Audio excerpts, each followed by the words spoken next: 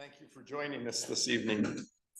Please be seated, and we trust while you've been waiting, you've had a chance to admire this week's beautiful First Nations art and our acknowledgement to our friends and neighbors at the Squamish, Musqueam, and Tsleil-Waututh. And I'd like to call the meeting to order and ask for a motion to approve the agenda. Councillor Gambioli, please. I will recommend that the December 15th, 2025 regular council meeting agenda be approved as circulated. Thank you. Councillor Watt. Question, all in favor? Contrary carried. Thank you. And now we have our friends from the West Vancouver Football Club who are going to give us a brief presentation, and it's always great to see both of you. We're very, very excited with your project. Not yet, just Pascal, but I'll start my timer, okay? Or can I start my timer after that? Good evening, Mayor and Council. Thank you very much for allowing us to be here to give you a happy presentation. My name's Ruth Burr. I'm president of West Van FC, and this is Jürgen Frank. He is our engineer. He is a director on our board, and he is the chair of the capital committee, and he actually understands the construction piece. I'm just here for spontaneity. Developing a property is difficult at the best of times, and as a not-for-profit group that is directed by volunteers, it's quite a challenge. So our thanks to all of you for your continued support to date. I won't keep you very long, but we wanted to start by showing you this fabulous video that we made to assist us with our fundraising efforts over the next few months. It's only just over a minute in length. The donation made by Paul Myers covers the cost of building the bubble itself, but we also have a warm-up pitch and washroom building that needs to be part of the center. So that's why we've got this fundraising bit going on. Oh, that's the PowerPoint. That's all right.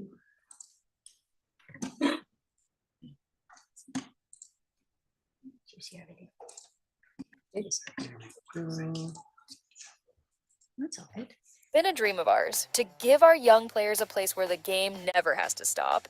West Vancouver is beautiful, but it rains a lot and it gets cold. That's why we at West Van FC have already started building the Paul Myers Athletic Center, a climate-controlled home where all of us can train, grow, and play no matter the weather. We will have a bright indoor sports bubble to keep players warm and dry, with an outdoor warm-up pitch and a new washroom building to complete the center. Thanks to the extraordinary generosity of the Paul Myers Foundation, construction is already underway. But to complete this vision, we still need your help. We must raise an additional $1.5 million to finish the warm-up pitch and the washroom building. This holiday season, the West Van Community Foundation will match your donation up to $10,000. Because when we build the Paul Myers Athletic Center, we're not just building a field. We're building a place where athletes can play together, rain or shine. Join us in helping make this dream real for the community of West Vancouver. So great. It is. It's exciting. And the music. It's so happy. Oh, you're going to do this bit? I'm trying. Lucky you. I don't know where the music's coming from. I think that might be the next video. This won't have music. It shouldn't have music. I just want to make sure the YouTube is not going to keep playing, that's all. Well, we're extremely grateful to you for spearheading this wonderful project, and of course to Paul Meyer, his foundation. So great. They have been, it's amazing what it has allowed us to do. As a reminder of why this bubble is such a brilliant idea, it's because our bubble will be the only indoor multi-sport bubble in the district of West Van. Obviously, our own West Van players will be drier, but also the students who participate in sport academies that are run by the West Van School District will be huge beneficiaries of the bubble, as it will be available to West Van students from about 8:30 to 3:30 every school day. And needless to say, October to March is 6 months of the students' 10-month school year, so to be able to stay warm and dry during those rainy months will be a great benefit. Thanks. You've seen these before, all the fantastic benefits that are going to come about from our bubble, and we know these are coming to fruition because what parents are telling us is that this project is very much desired and on the right track. I just want to point out here, number 7, shade and variety for players during the summer. The summers of West Van have become increasingly warm over the past few years, and you probably all remember our heat dome of 2021. June 27th in West Van, 40.6 degrees Celsius. Anytime you get above 25 degrees for young children who don't really quite understand their own bodies and don't realize that they're getting too hot because they really want to run with their friend Jamie, you need to be able to make sure they're in a controlled environment. So if it's getting too warm, we can move them into the bubble during the day, during the summer camps, and that will be fantastic. These are the keenly interested parties that the District of West Vancouver will enjoy having come to visit West Vancouver and spend their shopping dollars at Ambleside and Dundrave. We intend to run our bubble as a no parking bubble, the same way the North Shore Girls Club does. Therefore, parents will need to go somewhere while their children are training. And the next one, the Autism Society wrote us this letter of support, and this is going to be one of the most meaningful benefits for us to the Paul Myers Center. I know this letter is too small for people to read, but it just says how much they support and advocate for the community, and that they're so thrilled we're going to be creating a safe place for neurodiverse children to play. They can develop their skills on a proper soccer turf until they have the confidence to potentially take themselves onto the outdoor field. West Van FC have been running our adaptive soccer program since 2020, the pandemic summer year. And at the beginning of this season, our board voted to sponsor the program ourselves so that families who take part no longer have to pay to participate. If any of you know somebody who has a child who is neurodiverse or autistic, you know the cost of occupational therapy, psychologists, and other specialists is exceptionally expensive, and the time and travel to get to those appointments is costly too, in terms of loss of work and travel.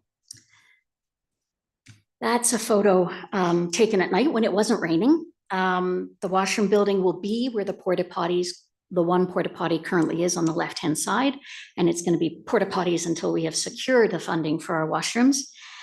These washrooms, once built, will be an amenity for the district, as many people in the community, both the home and visiting away teams, will use them on weekends when their teams are warming up on the Paul Myers Athletic Practice Turf for games that are being held up on West Van Place for sport.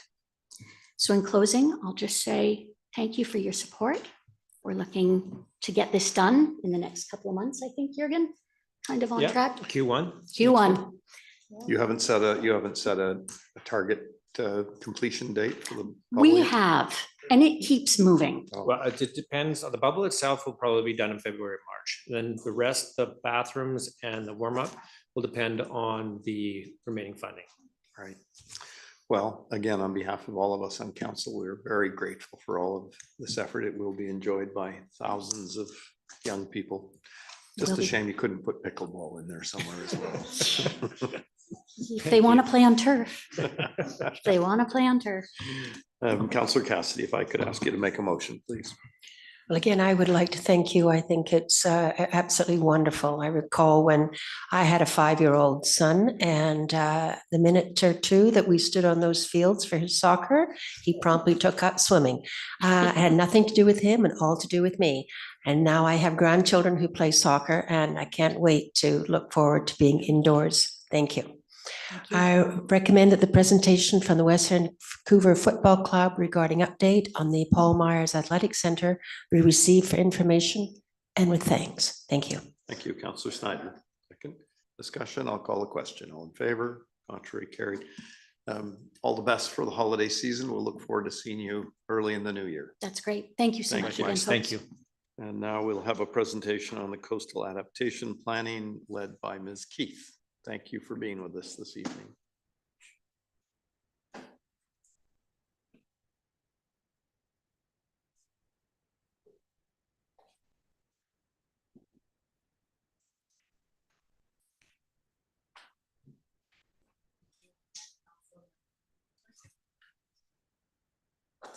Is that working? Yeah. I'm here tonight to present some part of the implementation of the coastal marine management plan for the district, and looking at adaptation options for coastal flooding and sea level rise, particularly for areas where we have public areas, infrastructure, amenities, and assets. So I'll just go through a little bit of the background and how we came to these adaptation options for your consideration. I'll go through the adaptation strategies and then talk about the cost implications and next steps. So right now, as I'm sure you're all aware, we see quite frequent storm impacts related to king tide and storm events, particularly in the winter. We see flooding of our park areas, some homes, as well as roads. The Parks Department is doing ongoing maintenance to the seawalk and the piers in the parks related to storm damage. We're seeing pressure on our infrastructure for example, the stormwater pipes that go out into the ocean. We're seeing erosion to our waterfront beaches, excessive log buildup, which poses access challenges, and temporary inundation of our waterfront areas. The Parks Department now monitors the tides and does temporary closures in advance of big storms for public safety. And these are ongoing and increasing in frequency with each winter. In addition to what we're currently seeing, the province and new science have come out with showing that sea level rise is occurring at a faster rate compared to historical records. In 2018, the province updated their flood hazard management guidelines to plan for a 1 meter sea level rise by the year 2100 and recommended that local governments use that for their land use decisions in coastal flood hazard areas. So just to give you a bit of background, the district has been doing quite a bit of work to look at the risk and vulnerable areas of sea level rise for the community. There was a shoreline protection plan back as early as 2010 to 2012, which outlined a series of projects to enhance intertidal habitat and for foreshore protection, but those didn't account for sea level rise. Since then, as I just mentioned, in 2018, the province updated their guidelines to plan for sea level rise and provided some modeling calculations to help local governments determine the flood hazard area. Taking that into account in 2020, we did a coastal flood mapping analysis to look at all of the areas and properties that were at risk of sea level rise, which I'll get into in a little bit. And then in 2021, during the same time, the entire North Shore was working on a sea level rise strategy. And what that was is that we looked at the sectoral risk and vulnerability areas. So we looked at the low-lying areas and the impacts of sea level rise related to community services, the economy, businesses, as well as recreational and environmental values. And so that really helped us to identify the areas most at risk and what we should consider to address in the short term. Following that, in 2022, Council adopted the Coastal Marine Management Plan for the district, and this is really our guiding framework for coastal management, of which we're using to look at this work for our public land protection. At the same time, the council also adopted a foreshore development permit area, and so this is related specifically to private property development, and it regulates private property development to ensure that new homes that are built at an elevation which is safe from sea level rise. And now tonight I'm presenting on our coastal adaptation planning specifically for public lands in our lowest lying areas. This is a short-term action from the Coastal Marine Management Plan to look at how to protect our parks, our amenities, and our built infrastructure and assets. And so quite a bit of the work that I'm presenting tonight really takes into account that we understand from the community that areas such as the Seawalk and our beaches and our amenity areas, people want them to be continued in the way they are. They want to be able to use them. They want to be able to enjoy the waterfront. So the adaptation approaches up and taking that into account. Oops. What did I just do? 1 second. I just paused my screen. How did I do that? Sorry. Well, you see it, I just can't. Sorry. Thank you. Okay. IT, my friend. Okay, so the project objectives, there was 2 different objectives to look at. We first wanted to look at how to reduce the impacts from short-term storm damage that we're seeing on an annual basis now. So how to protect the areas from coastal flooding, king tide events that we're seeing on an annual basis. And then in the long term is how do we protect these public areas to permanent inundation with sea level rise projection to the year 2100. Some of our objectives included really ensuring that there was intertidal habitat and maintaining the beach areas as buffer zones and protection to adjacent upland areas. Also, we wanted to look at ensuring that what we're coming up with the adaptation options really aligns with already some waterfront planning that's been in the works, and to ensure that we can align this work with any other plans or projects that are being done on the waterfront. So just get into the adaptation strategy. So this is a study area from the Dunderave Pier all the way down to the Capilano River. The pink area is the area that's at risk of flooding that we did in our flood mapping analysis back in 2020. So it gives you an idea of what the areas would be flooded with a sea level rise projection of 1 meter at the year 2100. The areas show the wave energy and how the exposure of the areas. So if you look along the seawalk to the west, that's high wave energy wind exposure. That's the most impacted area that we see in terms of storm damage. And then as you move east to our park areas and our beaches, the wave energy becomes less. There's lots of buffer area and the wind exposure, so it's not as impactful. So we do, when we're coming up with adaptation concepts across the foreshore, we do want to account for the wave energy. And so we tailor the adaptation approaches based on the impacts of that particular area. So 2 adaptation concepts that we've looked at would be most applicable to our waterfront areas is looking at an offshore breakwater concept. So this is a series of small breakwaters off the shoreline that would work to reduce wave energy before it even comes onto land.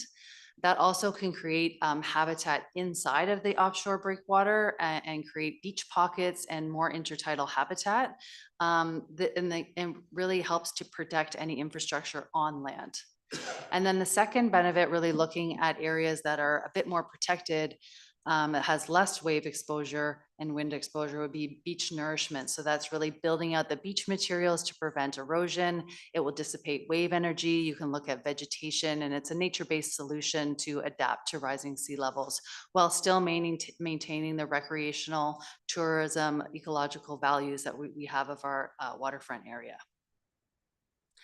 So I'll break this down in a second, but if you look at the adaptation approaches for our study area, what we are proposing is to have offshore breakwaters, a series of them along the seawalk area where it's highly exposed to wave energy. This will break up the waves before it hits inland.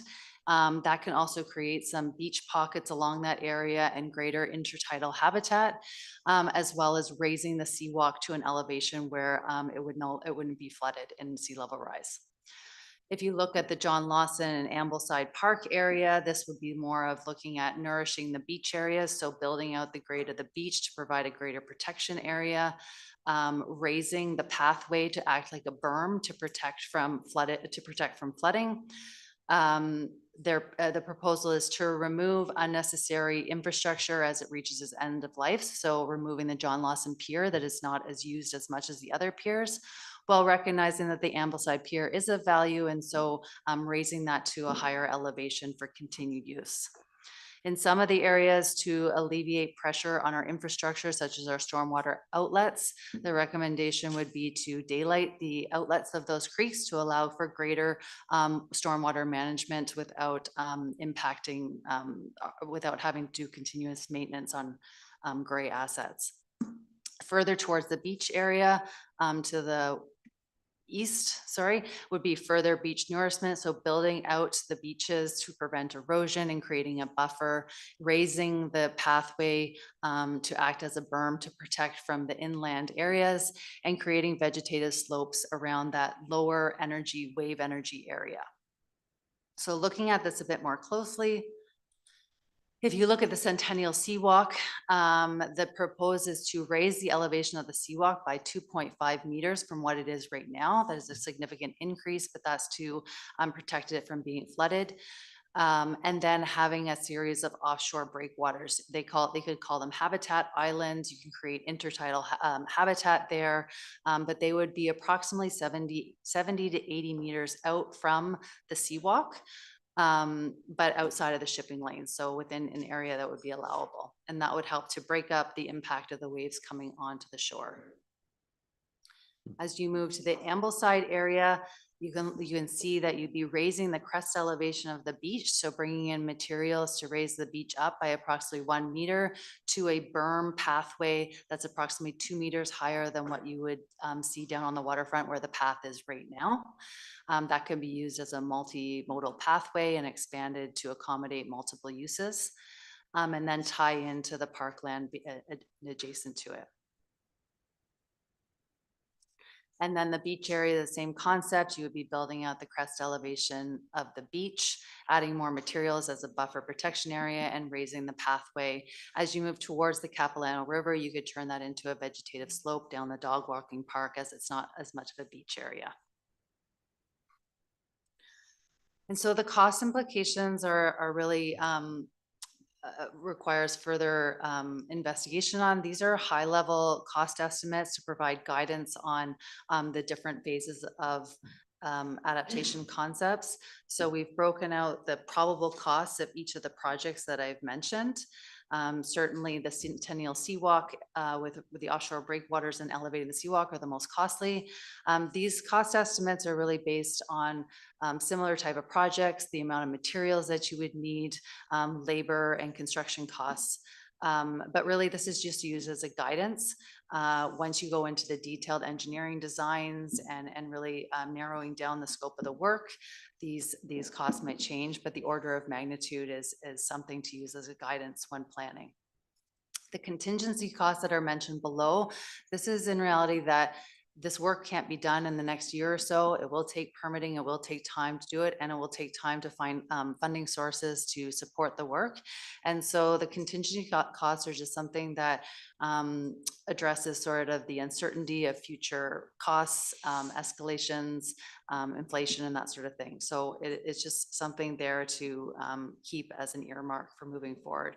That will get narrow and narrow as we move the timeline and the planning closer to actual construction date.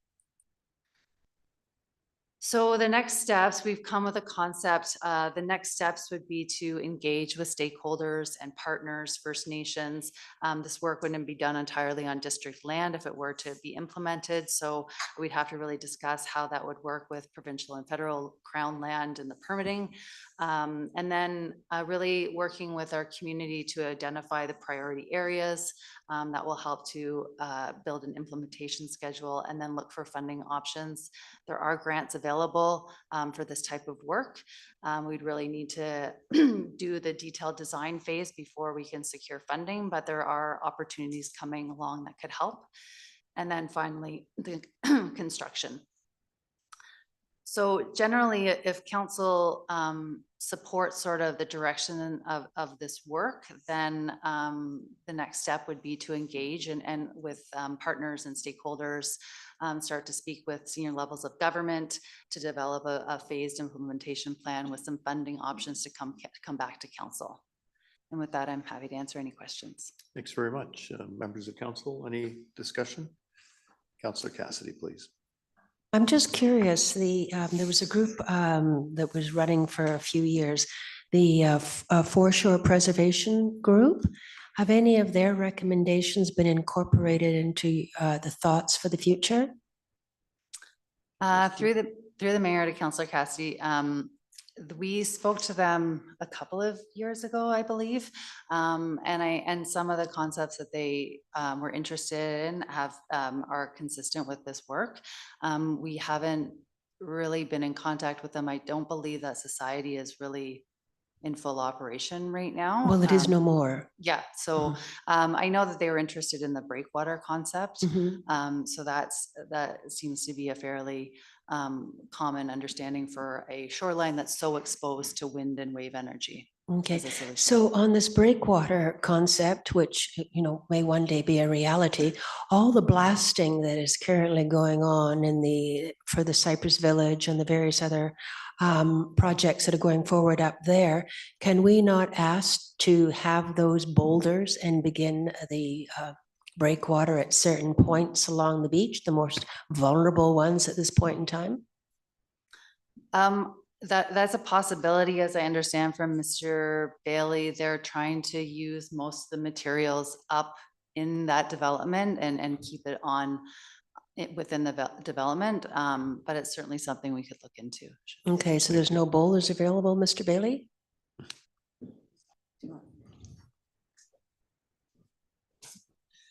Through the mayor, there may be some boulders. We'd have to have a conversation with BPP about the blasting. I mean, there's multiple things that we'd want to look at. Obviously, we want to try to retain as much material on site to avoid trucks coming down, residential streets and those sorts of things. But it's certainly a conversation we can have.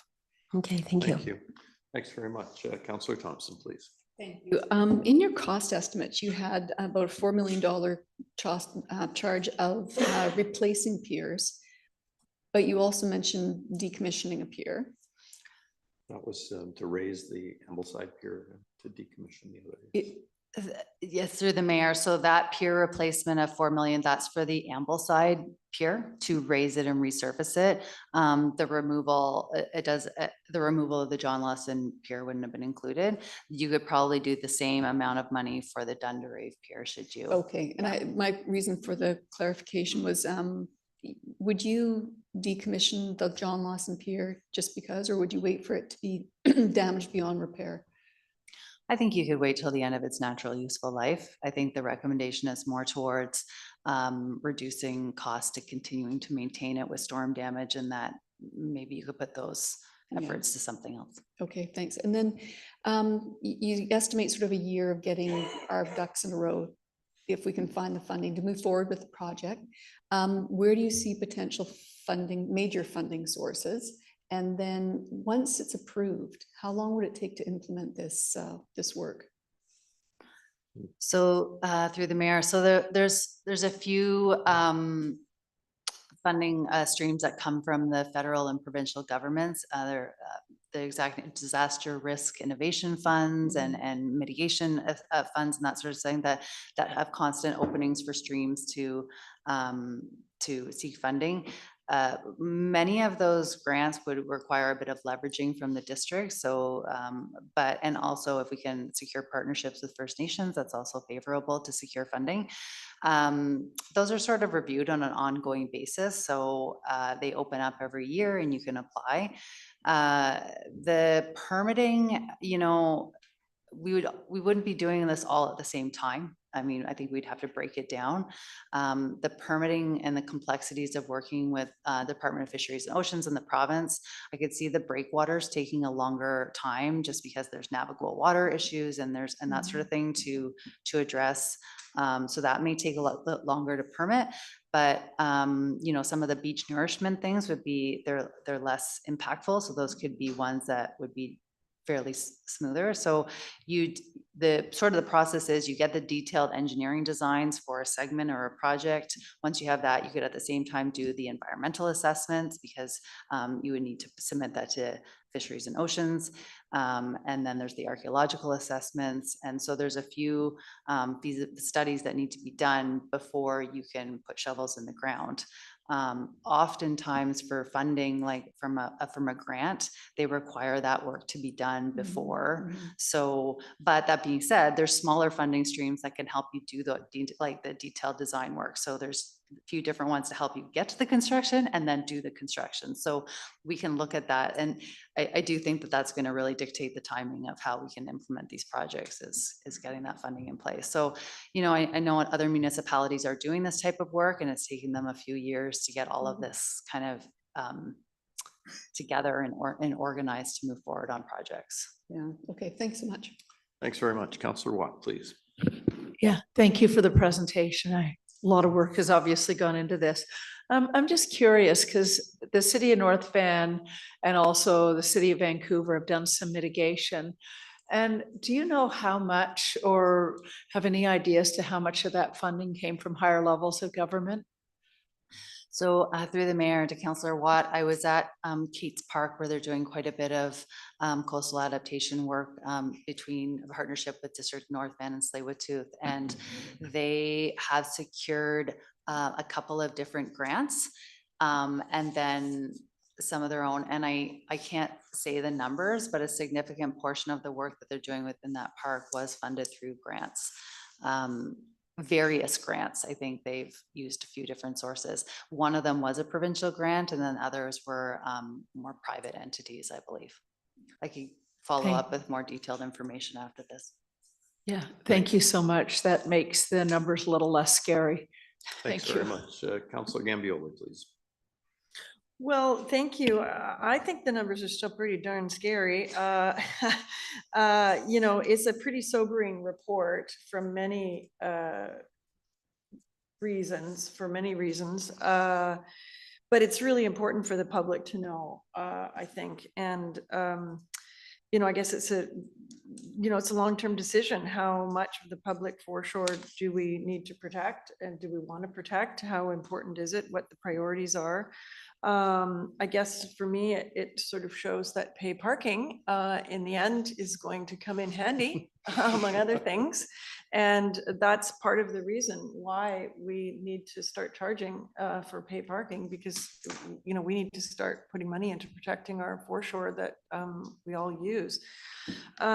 So thank you for the report. And I guess we're going to end up, you know, chewing on this for many years to come. Thank you. Councillor Snyder.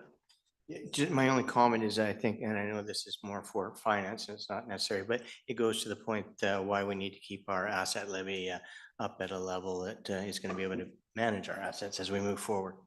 Thank you, Councillor Watt. And then I'm going to call on Councillor Lambert for a motion. Yeah, so also in Vancouver on the seawall where they've had a lot of storm and flooding damage, I understand they're also looking at perhaps naturalizing parts of that seawall. And, you know, is that could potentially be something that we end up having to look at. Would it not stand to reason, given, you know, the funding available at the time and what the community actually wants, per Councillor Gambioli's comments? So is that something that has been considered as well, naturalizing some of this?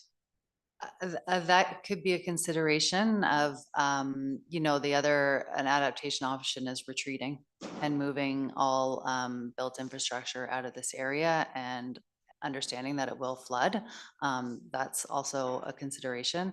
I think one element, I mean, we have, you know, as you know, the Ferry Building Gallery has been built to a elevation, and that was really taken into account. So some of these adaptation concepts are sort of like catching everything up to where the ferry building is at and tying everything in. So we have started it. The other benefit is that now that we have all of this information and data and understanding of what needs to be protected and how it is, when the Parks Department or any new work that's going on in the plan can just account for this information while they're making decisions. But yes, there's lots of options. I think it'll be important if we engage with the community to really understand what are the priorities, what should we start with first, what people really want to see focus on, and that will help to dictate how we move forward with this work. Thank you, Councillor Cassidy, and then I'll call on Councillor Lambert. But if we elect to do virtually nothing as opposed to nothing, and we abandon ship, so to speak, we let the seawall go and we don't protect it, we also then would be faced with just generally the concept of erosion, because the sea is going to keep coming. So we do have to do something about it. The time period is, when do we start and how much do we begin with the dollar figure? But land will erode just as much as assets will erode or be destroyed. Thank you. Thank you. Yes. We have one member of the public that signed up to speak to this item. Okay. Mr. Bretner. Mr. Bretner, thanks for joining us this evening. Well, hello, Mayor and councillors. I didn't do a proper introduction last time I spoke, but I'm Mike Bretner. I'm the current communications officer for the Hollyburn Sailing Club at 1326 Argyle, and I reside at 2720 Chesterfield in North Vancouver. But I really want to emphasize that I'm here on behalf of the Sailing Club. First off, this is a great report. When we saw this, we've been talking about sea level rise and talking about how it's going to affect the Sailing Club for a while. And this report is really great. It gives us lots of wonderful information. And I'm sure everybody's aware that the Sailing Club has been impacted by sea level rise a couple of years ago. Even though it looked worse than it was, well, it's not a big a deal. It's kind of planned for it, but we realize we have to do something. And we see this as a wonderful opportunity to get involved with West Vancouver and hopefully Heaven to actually move the club along, do something with the building. We'd like to meet with West Vancouver, maybe Mayor Council, to see what would you accept, what would you allow us to do with our building that would fit? Because we can't really do any detailed planning until we find out more or less what you would allow us to do on the site. And I don't think we can ask our landlord, which is you, just to crank the whole thing up 3 feet. So we really want to have a cooperative venture with this. We've been working on, of course, mitigating sea level rise, and we've been looking for sources of funding. And last Saturday, I spoke with Bowen Maud, the infrastructure minister, and she said that there isn't really any funding for us, but there's funding for municipalities and native government. And that if you declare as, and now, you know, I don't know the exact terminology because I'm still new to this, but if you declare as some sort of special interest area or disaster group or something, that then we can access some of this funding as well. And we've hired a full-time grant writer now who's going to be doing this. So, I mean, those are really scary numbers, and we've been thinking about that for a long time at the Sailing Club, but we can probably help fundraise as well to get this work done in a joint manner with you. And that's what we'd like to do. Wonderful. And so thank you very much. We really like the report. We're so thankful for it. And we're really thankful for the work that Heather and staff and you guys have done. And Excellent. Well, we love your club and we look forward to working cooperatively together to ensure it lasts for a very long time. Councillor Lambert, please. Thank you, Mr. Mayor. I'd just like to preface the recommendation by noting that this report is an important first step in the beginnings of what is going to be undoubtedly a decades-long planning process. And it's important to keep that context in mind with the scary numbers and the scope of the work that we're looking at. And on that, I recommend that the Coastal Adaptation Planning Report, attached as Appendix A to the report titled Coastal Adaptation Planning for Public Areas, Infrastructure and Assets, dated November 26, 2025, be received for information. Thank you. Seconded. Discussion, question, all in favor? And further recommend that staff be directed to complete engagement with other levels of government, key stakeholders and partners, and the community to develop a prioritized phased implementation plan with funding options and report back to council. Thank you. Councillor Thompson.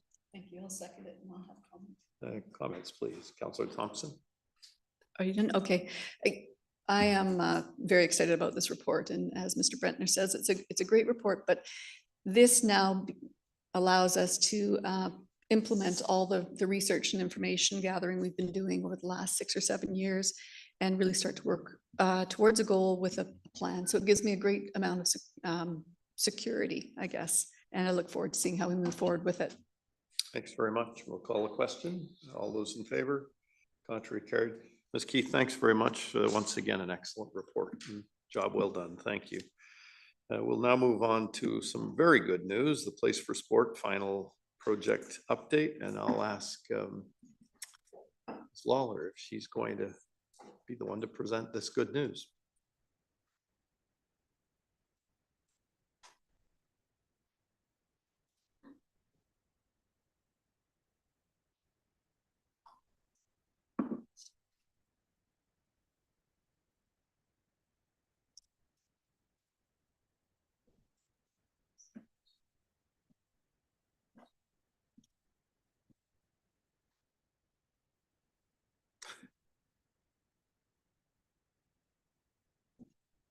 Yes, Pascal,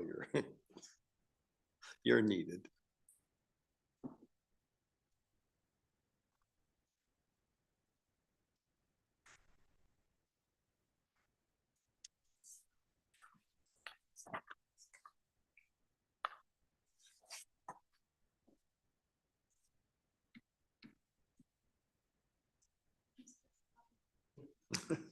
What will we do without him? He's just consistent. Superhero. Good evening, Mayor and Council and members of the public. I'm here this evening to bring a final project update on Place for Sport. As you know, the original track was built at West Vancouver Secondary in 1948 and renovated in 1990 with a natural grass infield. Over time, both the track and the sports field deteriorated significantly, and were in poor condition with substantial drainage issues that required a comprehensive replacement. This slide highlights several major milestones over the past 14 years, with the process beginning in 2011. In 2013, the district and the Board of Education formally committed to working together on the Place for Sport project, and in 2021, West Vancouver Schools announced the track would be named the Harry Jerome Oval in recognition of an Olympian and world record holder who trained at West Vancouver Secondary and whose legacy also reflects perseverance in the face of racism. That long partnership has carried the project through to the opening of both the sports field and the oval. In 2015, a community fundraising committee was struck with a clear goal to raise funds to build a new track and an artificial sports field. I want to recognize and thank the members of the committee for their commitment and leadership: Jeff Jobson, Joanne Wood, Jerry Humphreys, Ken Schultze, Barbara Hunter, Danielle Katterberg, and Betty Dobson. This group championed the project for years and engaged donors and partners and built the community momentum towards an enhanced sports and recreation infrastructure for West Vancouver. On behalf of everyone, thank you to all these volunteers for their leadership and service. In November 2023, Mayor and Council participated in the groundbreaking of Place for Sport.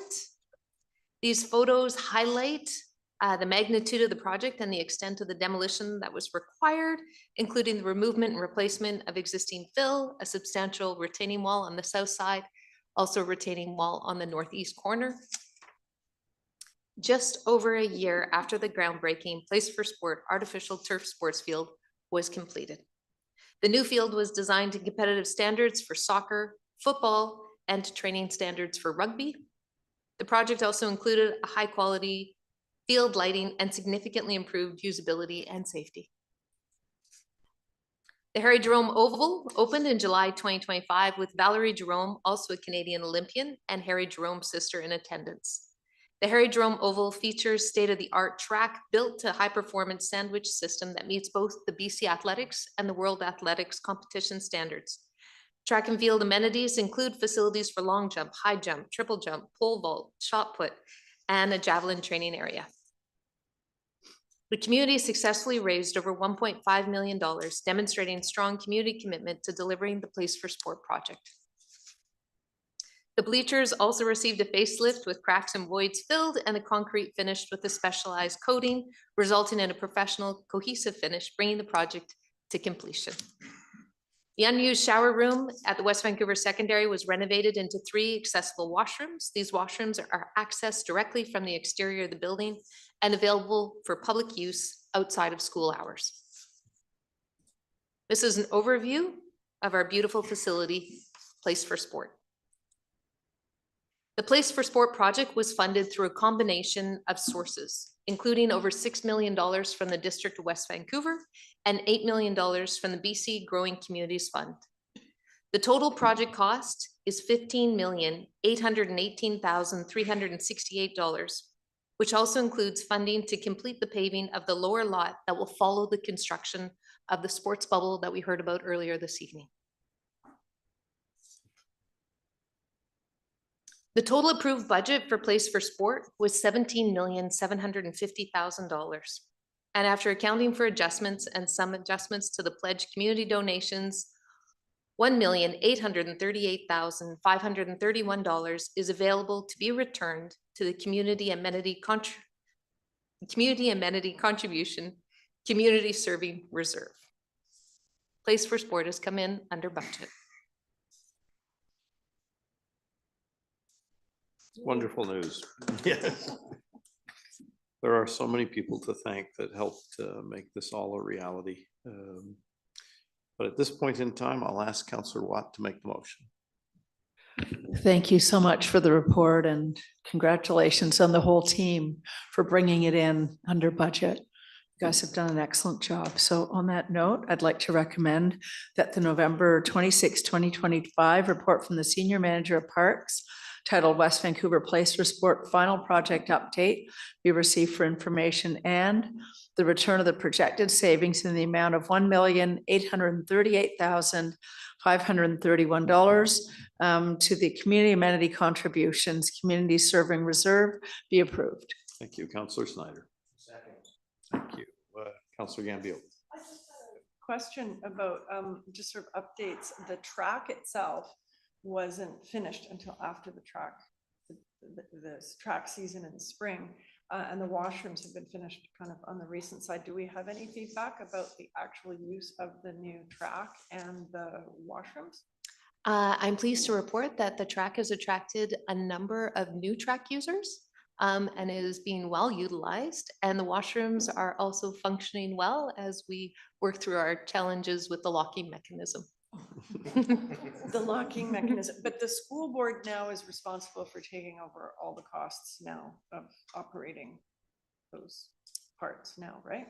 So the washrooms are maintained by the District of West Vancouver outside of school hours, and they're maintained by the school during school hours. Ah, okay. Well, again, thanks to you, to everybody on the team. The track has been a home run hit out of the ballpark, I would say. Councillor Cassidy. Are user groups paying to use the field? I mean, from outside our community, do we have a lineup of groups wanting to use our field and wanting to pay for the right? Through the mayor to Councillor Cassidy, yes, we do have field usage fees and rental fees that are charged to everyone who uses Place for Sport, both the track, which is a new fee, as well as the field, and they're both well subscribed. Have we had a greater demand for such since we brought in this new field, or has it stayed consistent? Well, we've also been faced with the challenge of the renovation of D&E fields. So Place for Sport has been at full capacity and remains at full capacity. Okay, thank you. Thank you. Any further discussion? I'll call a question on this nice motion. All those in favor? Contrary, carried. Thanks very much. Item number 5, reconsideration of council code of conduct. This is something the provincial government requires all municipalities to do on an annual basis. I'm not really sure why. Councillor Snyder, I'll turn it over to you. Great, thank you. I'd like to recommend that the November 18th, 2025 report from the Senior Manager of Legislative Services / Corporate Officer titled Reconsideration of Council Code of Conduct be received for information, and the council confirms its decision to not establish a code of conduct in accordance with section 113.2 of the Community Charter for the following reasons. And I believe Ms. Dallas has prepared those for us. Thank you, Councillor Snyder. Through the mayor, I understand from council that the wish is to not proceed with a code of conduct at this time. I would also like to note just at this time that the community charter does require that the new council in 2026 has to do the same process again within 6 months of its first meeting. So if it doesn't happen now, it can be reconsidered at that time. And so I understand that council feels that there is sufficient district bylaws and policies and procedures in place, that a code of conduct is not needed at this time. Thank you. Thank you. Is that seconded by Councillor Watt? Thank you. Councillor Gambioli.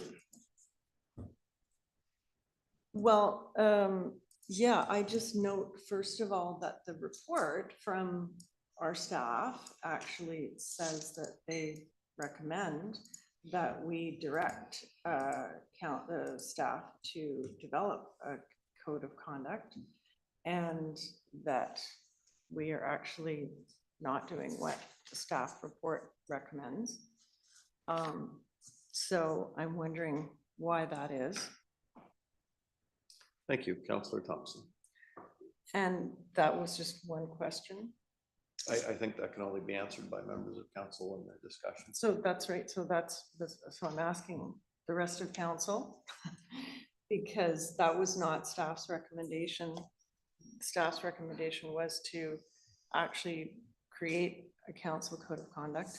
I note that every other municipality in the Lower Mainland, according to my research, has a code of conduct. So I ask my colleagues, why is it that we are special or unique in not needing a code of conduct?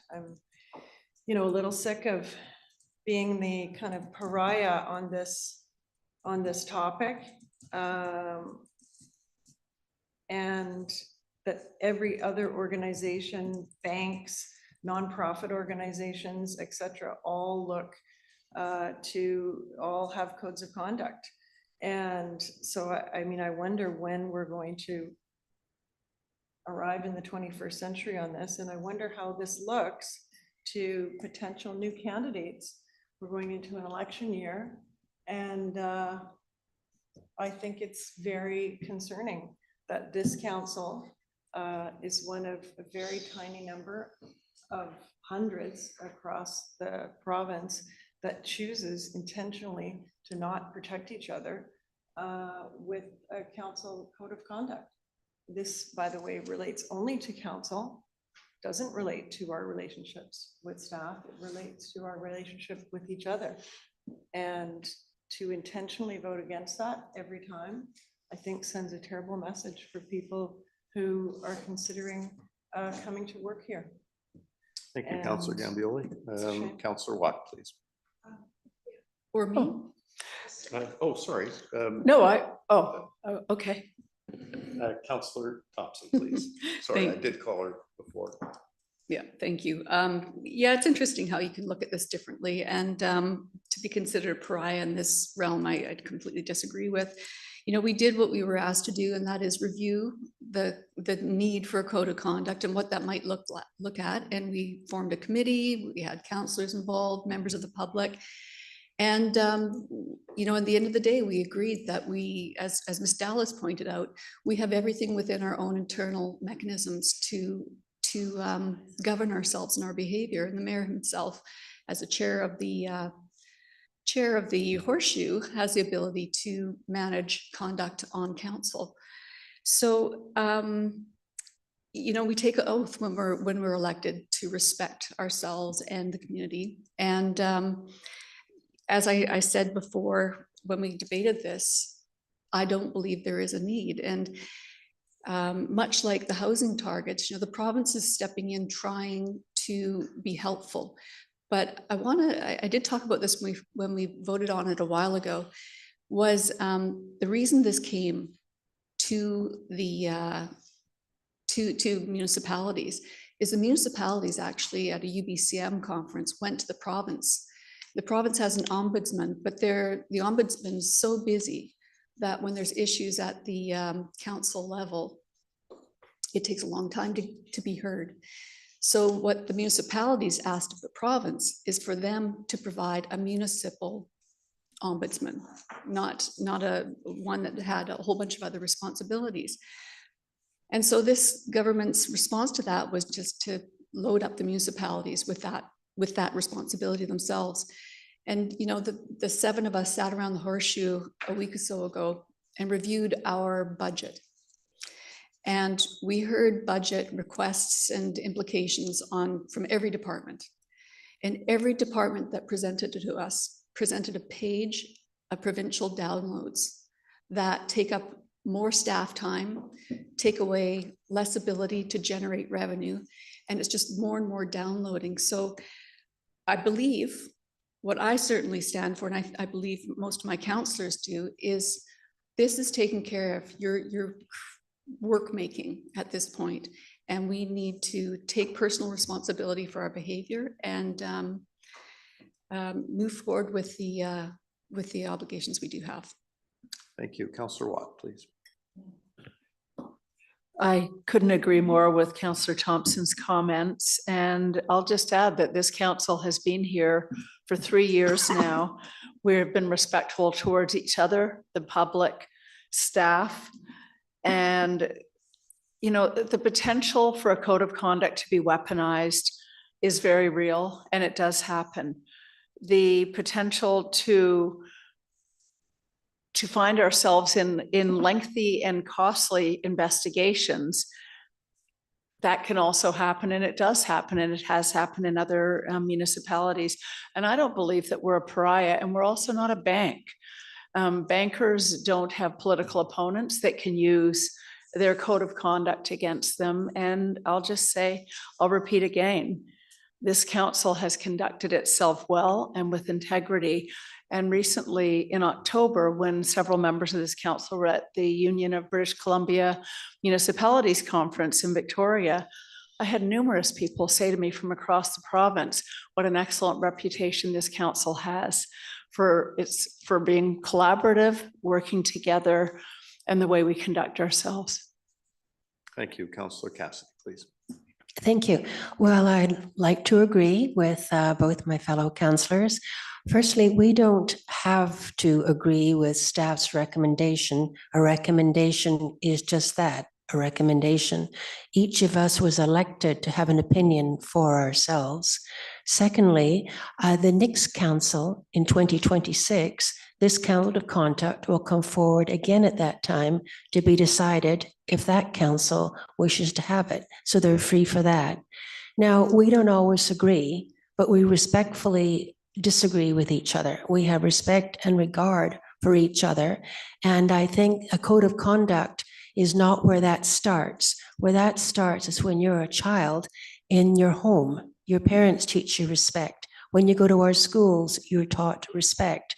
So at our age, it's a bit late. If you don't have it, it is a terrible statement for our society that respect has to be imposed upon you by a code. Thank you. Thank you. Councillor Snyder, please. Yeah, just sort of almost don't want to repeat, but again, just a couple of things. I mean, Councillor Thompson mentioned, we do take an oath of office, which covers off many issues that deal with matters of respect. We are obligated to follow the community charter, and we have restrictions based on the community charter as far as the behavior goes of members. We've seen in other communities how the code of conduct can be used as a weapon. Like Councillor Watt says, it can be weaponized. Almost, I guess it's been almost 2.5 years ago or so, or maybe it's been 2 years ago now, where I was the chair of the council committee, along with members of the public who were involved in our discussions over the code of conduct. And at that time, I reached out to other councillors in different regions of the Lower Mainland and asked them how their code of conduct had been received. And each one of them said that they wished they hadn't gone ahead with it because it was being used as a weapon as opposed to being used as a matter of mutual respect amongst one another. So I maintain the position that I held back then to this point. Thank you, Councillor Gambino. Well, just to clarify, I think that really it's got nothing to do with whether we respect each other and whether we were raised well. That is a given. The purpose for a code of conduct is to set the bar at a reasonable level and then to create the process if something goes wrong. So we're hoping something doesn't go wrong, but if something does go wrong, there is a process that we have agreed on that is cost effective and that is a bit of a legal procedural framework to deal with that. That is all this is. And for anybody at this table to say that there are no conflicts and there is no reason to have a code of conduct at this time is very misleading. And I know from experience at this table for 14 years that there have been many times that a code of conduct would have been very useful and would have helped the district and the finances of the district to come to a conclusion that would have been better for all the parties. So I absolutely do not understand the resistance to the implementation of this. And I certainly hope it changes, and I will not support not creating a code of conduct for this council term. Thank you, Councillor Gambioli. Councillor Thompson, please. Thank you. I think the point is that there is a process, a very human process of trying to work things out with a certain level of tolerance, that there will always be angst and tensions around this table. And this is just another layering, unnecessary layer that we need, that we do not need. Thank you all. Just before calling the question, I will just thank members of council, as Councillor Cassidy has said, for the very respectful manner in which we have all had discussions, disagreements, and come to resolutions. That is what I believe our community expects. They expect us to be respectful of each other and of course the entire community. And I would just have to say, in discussions with communities that have a code of conduct, it has been weaponized and it has been a really enormous expense. So I'm going to call the question. All those in favor? Contrary? Councillor Gambioli recorded. Thank you. We'll move to item number 6. Oh, and Councillor Lambert opposed. Thank you. Bylaws, the final reading. Councillor Cassidy, please. Item number 6. Yes, thank you. That proposed fees and charges bylaw number 5383, 2025, amendment bylaw number 54, 2022, 2025 be adopted. Thank you. Any discussion? Question? All in favor? Contrary? Carried. Thank you. Item number 7. Again, Recommended that Councillor proposed tree bylaw number 4892, 2016, amendment bylaw number 5373, 2025 be adopted. Thank you, Councillor Gambioli. Discussion, question, all in favor? Contrary, carried, thanks. Two opposed, Councillor Thompson and Snyder opposed. Sorry, Councillor Lambert, did I miss you? You're flashing there. Thank you. We have the consent agenda items. Councillor Thompson, please. Thank you. I'd like to recommend that the consent agenda items be approved as written. Thank you. Thank you. Any discussion, question, all in favor? Contrary, carried. Thanks very much. And we will move to item 10. If I could ask Councillor Watt to very appropriate request for an exemption here. Councillor Watt, Yeah. please. Yeah, I would like to recommend that the North Shore Hospice be authorized to occupy the Seawalk Garden each year, on a day in December for its annual Honor a Life event, a non-denominational memorial service open to everyone on the North Shore who has lost a loved one. Thank you. Councillor Gambioli, please. Any discussion? I'll call a question. All in favor? Contrary, carried. Do I need to read out? There's a notice of motion that's just published. That'll come forward at our next meeting.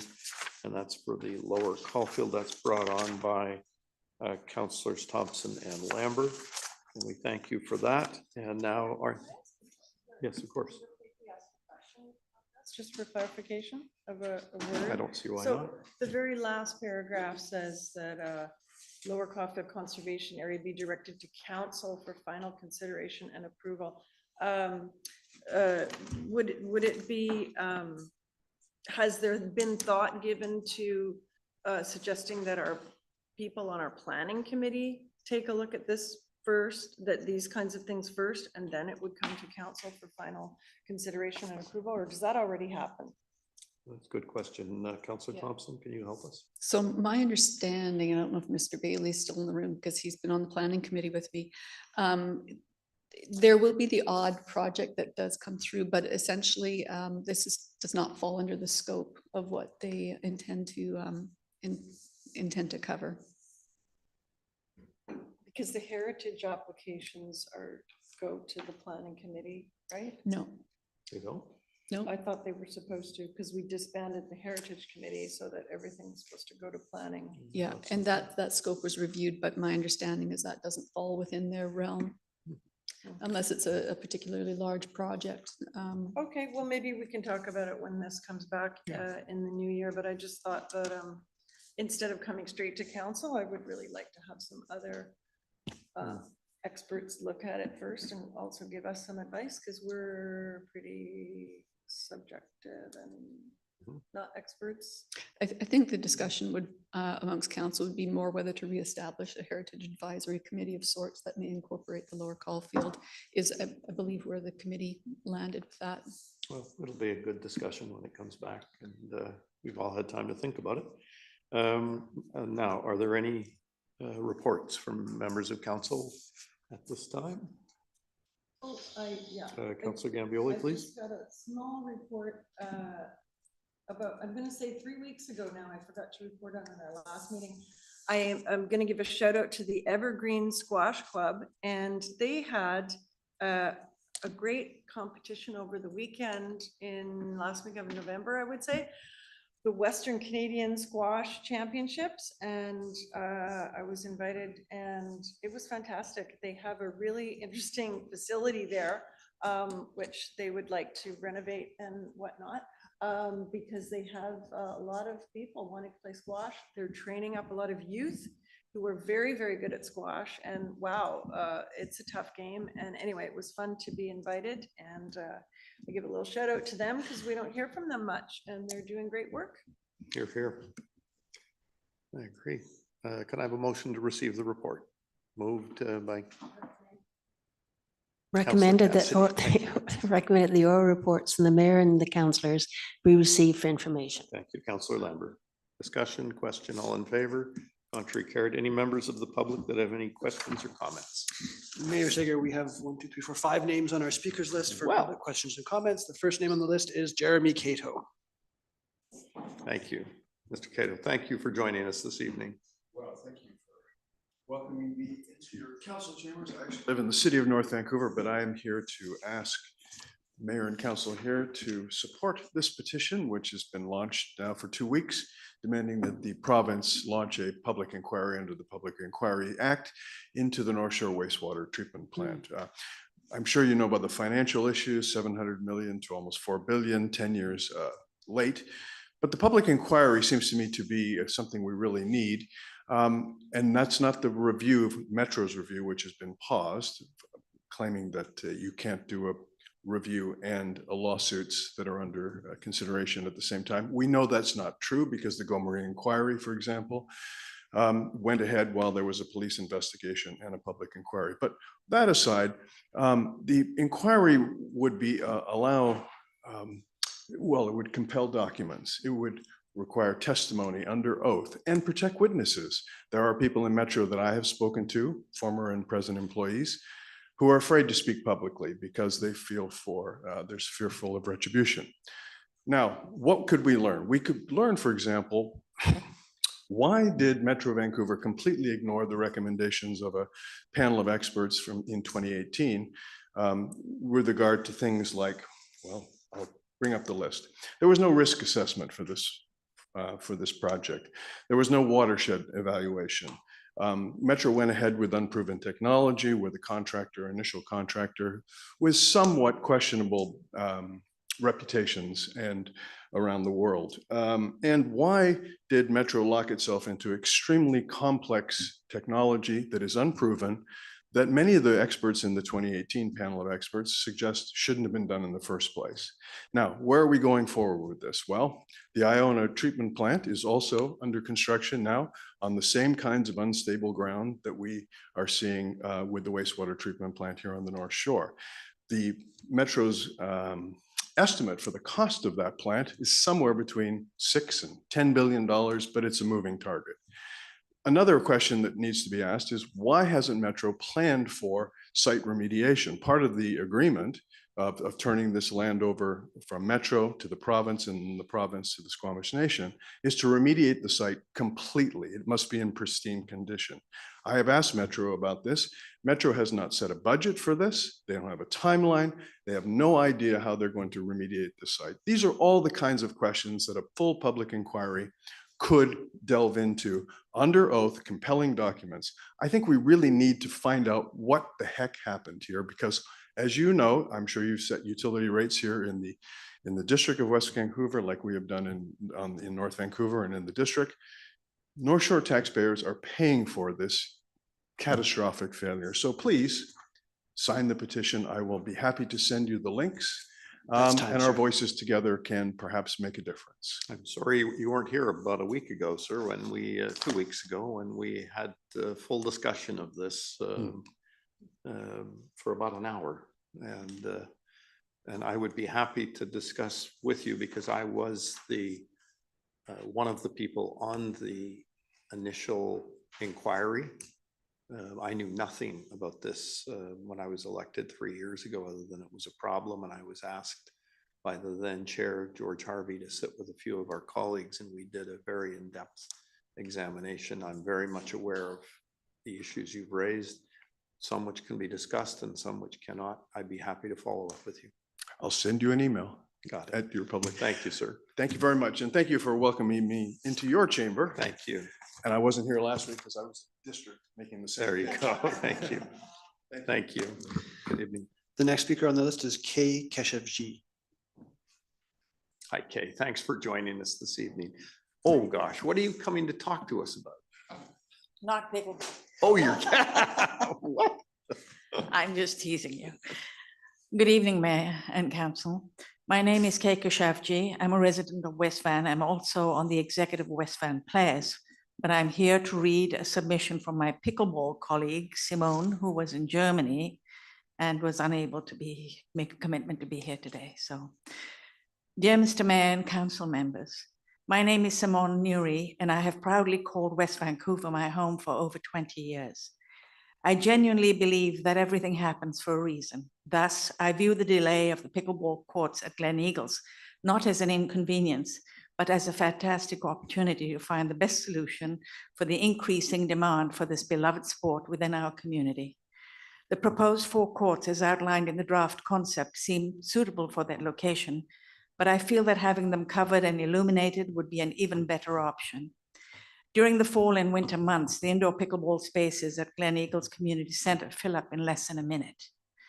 Unfortunately, many local residents miss out on their weekly physical activities and social opportunities due to the limited availability.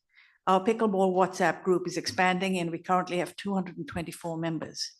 Having covered courts would allow for year-round playing, and they could also be utilized for lessons, clinics, leagues, and tournaments.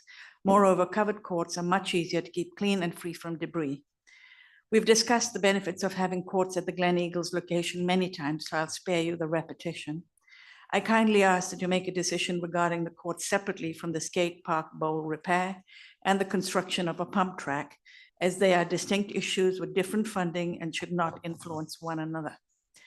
To summarize my perspective, the advantages of covered pickleball courts include protection from the weather, year-round usability, optional lighting, enhanced focus during play, attracting more players, hosting events, providing opportunities for lessons and clinics.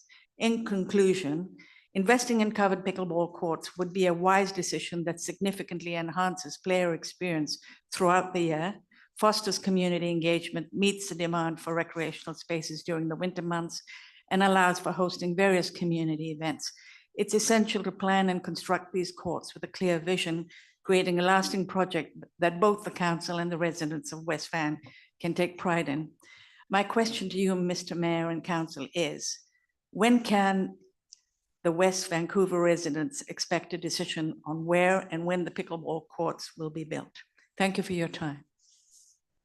Thanks very much. The next speaker is Lynn Palmer. Thank you. Evening. I'm here on behalf of the West Van Players Group for Pickleball. And as mentioned, as of today's count, the group comprises of about 224 players, and this number grows every day. As we wrap up this year, on behalf of the group, we'd like to express our appreciation to the council and the district staff, especially Jill Lawler, and the team assigned to the Glen Eagles project. Whilst the project is taking much longer than we had hoped, we believe this group of people have kept this project high up on their agenda and as such are working every day to secure a suitable site for the courts. And as you've heard from several speakers over the past few months, this means a great deal to the growing community of players. And so as we head into this holiday season, our Christmas wish is that we will receive good news in the new year. And we do look forward to continuing to work together to turn this vision into a reality. Thank you. Thank you. Merry Christmas. Well, we wish you and all members of the public the very best. We will look forward to seeing you very early in January. I know you'll be with us early in January, and that's all I'm saying.